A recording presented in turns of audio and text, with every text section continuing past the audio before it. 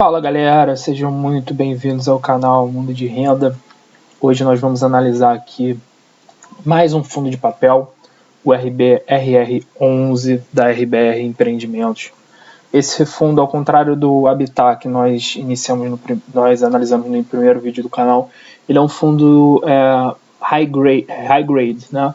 O que isso significa? Que ele majoritariamente investe em CRIs, é um fundo de papel também, mas CRIs com uma alta nota de investimento. Vocês vão ver que eles têm uma política de investimento aqui, na qual hoje eles estão alocados 91% do PL em CRIs com notas de crédito A+, né? Então é AA e AAA.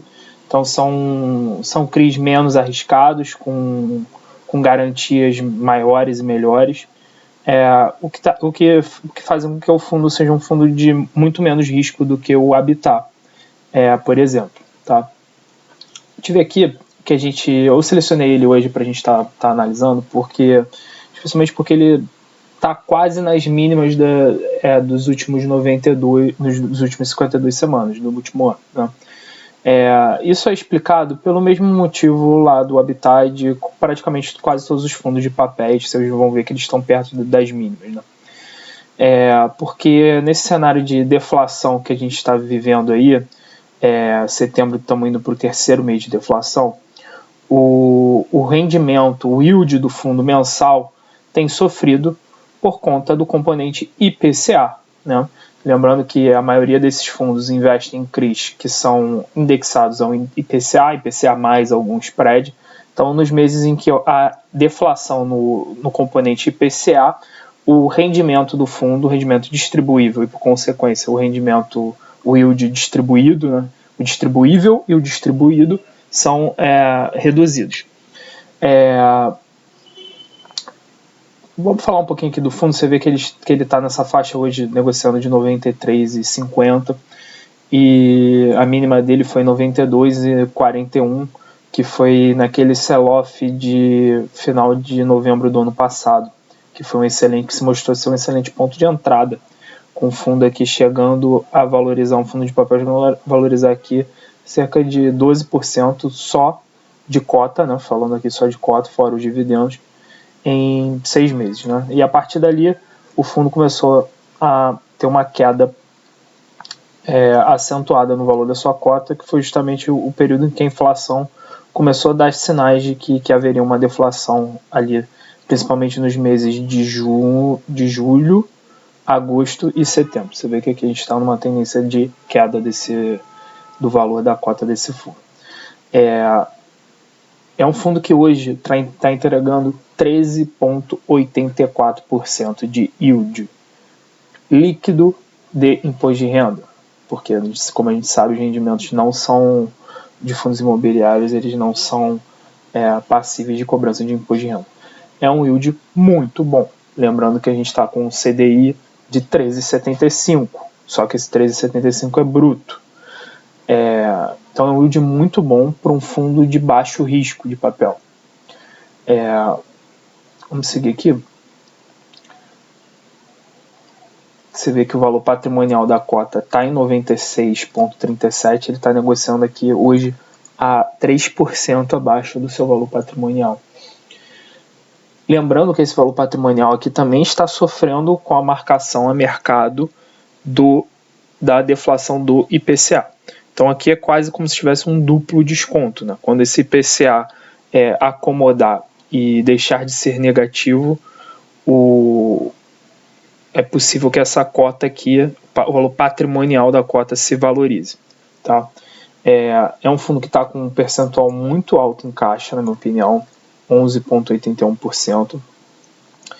É um fundo que tem um CAGR de dividend yield muito interessante, tá? Com uma boa base de cotistas aqui, 113 mil cotistas, uma liquidez média diária muito boa, de quase 4 milhões de reais. É um fundo bilionário, um fundo grande, então é um fundo fácil de você montar posição e sair da posição. Como a gente pode ver aqui, o último rendimento dele foi R$1, e foi o rendimento mais baixo aí desse ano, né? Você vê aqui que janeiro começamos com 1,7, depois ele passou a entregar 1,1, chegando a 1,2 de dividend yield, 1,26, e aqui a partir de agosto, por conta da deflação, já vem caindo para 1,10, agora para 1,0. Tá? A gente vai conversar mais para frente aí de como é que tá as perspectivas de dividendo desse fundo, quando a gente olhar o relatório gerencial dele, tá bom?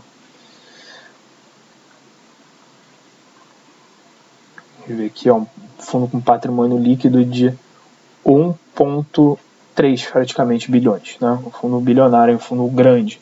Lembrando que eu classifico aqui, minha classificação pessoal de fundo grande é aqueles fundos acima de 1 bilhão de PL. Um fundo que está com caixa, como eu disse aqui, um caixa um pouco elevado demais, tá? E ele está mais elevado aqui até mesmo do que a sua média histórica, né? O que aconteceu aqui? Aqui aconteceu uma captação e essa captação ainda não foi totalmente alocada. Tá? Ele está demorando um pouquinho mais do que eu gostaria para alocar esse caixa. Ele tem uma parte do PL também investido em FIIs, a gente vai ver isso lá no relatório gerencial, que ele chama isso aqui de alocação tática, tá? Que ele destina pelo menos 20% da carteira para essas alocações táticas, em busca de FIIs de CRIs bastante descontados que tenham um ganho de capital a ser capturado, tá? Você vê que são fundos conhecidos aqui, as duas maiores posições, né, o KNCR 11, o MCCI 11 da Mauá, e interessante notar que ele tem uma pequeníssima exposição aqui ao fundo ao hedge fund da Wealth, né, que é um hedge fund bastante novo, aí, uma nova categoria de fundos que vem surgindo no mercado.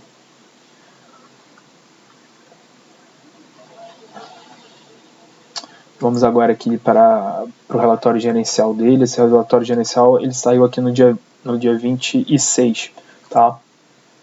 Um relatório gerencial bastante novo, saiu anteontem. Bom, vamos lá. Aqui ele está falando que ele distribuiu R$1 por cota.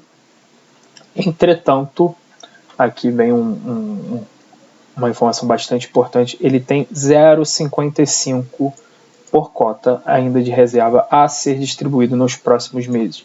Ou seja, ele resolveu distribuir. Vocês vão ver que ele gerou esse mês acima de R$1 por cota, mas lá embaixo no relatório. Então ele resolveu reter uma parte, assim como ele fez no mês passado, diga-se de passagem, para a constituição dessa reserva, a fim de linearizar a distribuição ao longo desses próximos meses, por conta desse cenário de deflação que está perdurando mais do que o mercado havia previsto. O mercado inicialmente previu uma deflação pontual no mês de agosto, nós já estamos indo para o terceiro mês de deflação. Já tivemos deflação no mês de julho, no mês de agosto, e já saiu o IPCA 15 de setembro, bem abaixo das expectativas do mercado, que está apontando também para uma deflação em setembro. Tá?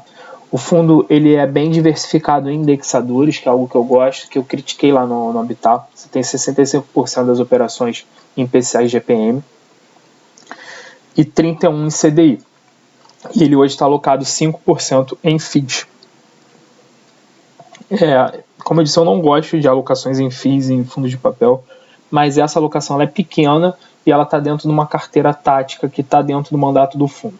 Então, eu acho menos pior do que aquela alocação lá do Habitat, tá? Porque ela é justificada e ela já estava especificado que isso poderia acontecer dentro do regulamento do fundo.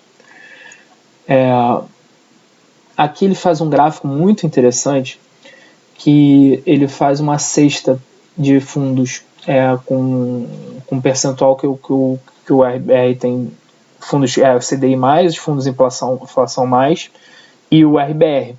E isso aqui mostra, essa linha azul clara, é o desempenho do RBR 11, mostra como ele entregou valor ao compor essa cesta de fundos. Né? Você vê que as duas cestas estão abaixo do valor composto pelo RBR, ele entregou uma volatilidade menor e um retorno maior. Aqui ele está falando especificamente da deflação, tá?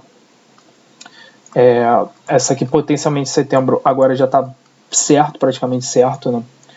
estão impactando nos resultados do mês, mas ele está fazendo algumas proteções para que não tenha um impacto tão grande, né? Tem resultados acumulados não distribuídos, e ele tem juros acruados ainda na carteira, que eles ainda não tornaram esses juros caixa. Então eles podem fazer esse giro da carteira para liberar esses valores e ter mais valor a ser distribuído. Uma parcela dos ativos deles possui proteção contra a deflação mensal. Isso seria interessante estar especificado qual parcela no relatório, como o Habitat faz. E eu não encontrei aqui no relatório essa informação especificamente, né? E essa diversificação de indexadores de carteira. Então, é um fundo bem equilibrado em risco, na minha opinião. Aqui a gente encontra uma informação importante, qual é o spread médio por indexador. Tá? E aqui essa nota de rodapé é o spread médio calculado pela média ponderada das taxas vigentes dos CRIs por indexador. Tá? Aqui eu gostaria só de ter uma informação se esse spread ele foi calculado em cima do valor patrimonial ou do valor de negociação da cota no final do mês de agosto. A gente não tem essa informação aqui. Mas é um CDI mais 2 e IPCA mais 6,4. O que para um fundo de baixo risco me parecem ser spreads bastante adequados.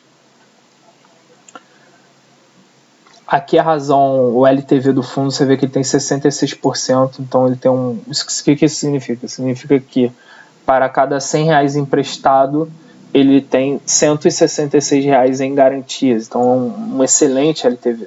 Excelente. Maior concentração das operações são na região de São Paulo e na região sudeste, que é a região mais pulsante do país. Né? Aqui tem uma parte falando de ESG, do cenário macro pelo gestor, que eu vou pular aqui, mas é importante vocês lerem o relatório do RBR 11 antes de investir nele, especialmente porque é um relatório muito bom, muito completo, então vocês vão ter um ganho educacional muito grande lendo esse relatório. Tá? Aqui é uma pequena DRE, a gente vê aqui que a correção monetária dos CRIs em agosto já foi menor do que julho, né, nesse impacto da deflação. O fundo gerou de FFO de resultado final, quer dizer, 15 milhões e 200, e ele reteve 1 milhão e 800 em reservas, né, aquela reserva que já está acumulada em 0,55. Ou seja, na realidade o fundo aqui, eu já fiz as contas, ele poderia ter distribuído até 1,9, né, quando na realidade ele distribuiu 1 e reteve 9. Aqui é um pouco do histórico do dividendo que a gente já passou. Aqui é da rentabilidade, você vê que esse mês teve uma rentabilidade CDI menos 0,9 por conta da oscilação menor dividendo pago e a oscilação da cota no mercado, né? A desvalorização da cota no mercado. Mas ele vem consistentemente entregando resultado de CDI mais alguma coisa, né? O que mostra que é um fundo que está bem redondo, na minha opinião. A composição do rendimento aqui de cota, você vê que aqui o 1,09, né, que é o que foi gerado, só que ele reteve como reserva 9 centavos e hoje a reserva total do fundo é de 0,55 por cota. Então é um fundo que a gente pode, mais aquela informação dos valores ainda acruados de inflação, é um fundo do qual a gente pode ter uma previsibilidade de que a curto prazo, né, os rendimentos não tem por que oscilarem muito dessa faixa de R$1, 1,10. Né? Ele tem gordura para queimar aí e a gente espera que essa deflação não perdure para outubro. Né? Você vê que ele tem um retorno ajustado excelente aqui. Esse retorno total ajustado é o quê? É o dividendo mais a variação do PL. Quem investiu ele, o fundo teve seu IPO lá em abril de 2018. Isso é uma outra ponto positivo desse fundo, é um fundo que tem um histórico grande, alargado. Né? A gente está falando aí de 4 anos e meio já, praticamente, de fundo. E quanto mais histórico, melhor, né, para a gente poder analisar. É um fundo que entregou até hoje 200, passado todas as crises, Dilma, Joesley. Dilma não pegou aqui, né? Na realidade, Joesley Day, Covid. É um fundo que entregou 215% do CDI para um fundo que basicamente investe em ativos A+, né? Então é um retorno bastante bacana aqui, na minha opinião. Aqui é a conta desse retorno com a variação da cota a mercado. Lá em cima era a variação do patrimônio líquido, que nem sempre é acompanhado pela cota, né? O mercado aqui é soberano. Também 185% do CDI. Lembrando que parte disso é líquido de imposto de renda, que é dividendo, e a variação da cota, não, né? A gente tem 20% aqui. Seria interessante até a gestão fazer essa conta aqui, dessa remuneração aqui líquida. Aqui é o ponto que explica a estratégia do fundo que eu já mencionei lá. A estratégia Core, que é a principal, CRI High Grade, com rating mínimo A. Ele origina as próprias operações e ele consegue acessar algumas operações off-market também, que é restritas a investidores profissionais. No tático, aí ele entra aqui os FIIs, né, os FIIs de CRIs com estratégias complementares, um acesso 476 mais difícil, FIIs de CRIs com desconto sobre o valor patrimonial, e o book high grade aqui do tático são CRIs com carrego abaixo da taxa média da carteira core, mas que apresentam potencial de ganho de capital no curto ou no médio prazo, ou seja, um CRI mais amassado para alguma circunstância pontual. E ele tem aqui uma carteira de liquidez de 10%, né, que é tesouro, fundo de renda fixa, FIIs de CRIs com baixo risco. Isso aqui eu não gosto, não concordo, né, você está numa cestinha de liquidez com o FII de CRI, porque tem marcação a mercado, né? Então dá uma dor de barriga aqui, você perdeu, você ou você vai vender a mercado e ter um prejuízo, ou então você perdeu essa alta liquidez, né? E o pradão do caixa sempre volta de 5% para aproveitar oportunidade. Só que a gente já viu que está um pouquinho acima, né? Tá ali na faixa dos 10%. Aqui ele traz um spread de dividend yield dos FIIs, né, que estão 14,2, então um dividend yield maior do que o dele próprio, né. Aqui a indexação histórica da carteira, alocação do PL por estratégia. Você vê que a estratégia tática aqui tem, nesse momento mais conturbado de mercado, tem ganho espaço.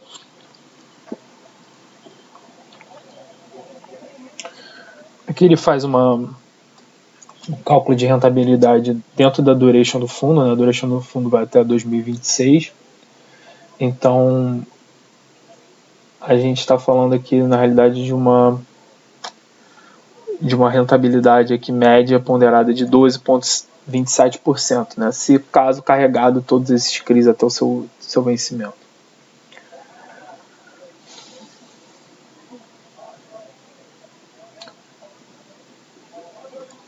Aqui traz novamente o spread, né? O spread de crédito. Quantos por cento é ancorado? São operações ancoradas e originadas na RBR, 76%, o que traz essa vantagem competitiva para o fundo, né? Que são os setores, a localização das garantias, maioria no Sudeste, que é um setor uma região mais líquida. E aqui o rate das operações, você vê que 91,7% é A ou mais, né? Aqui é a lista de todos os CRIs e suas principais características, é legal ler. Os fundos imobiliários aqui também. Aqui é uma parte mais de liquidez, né? Pra você entender como é que está a liquidez do fundo. E tem os apêndices aqui, que são explicação das principais, das top 20 CRIs do fundo, né? Dentro do PL do fundo. Interessante depois vocês lerem com calma, né? Aqui ele explica os 4 principais riscos que a gente de mercado, né, que a gente tem aqui, alocação multidevedor. Ele dá uma explicaçãozinha. Essa parte final do relatório é muito educativa, tá?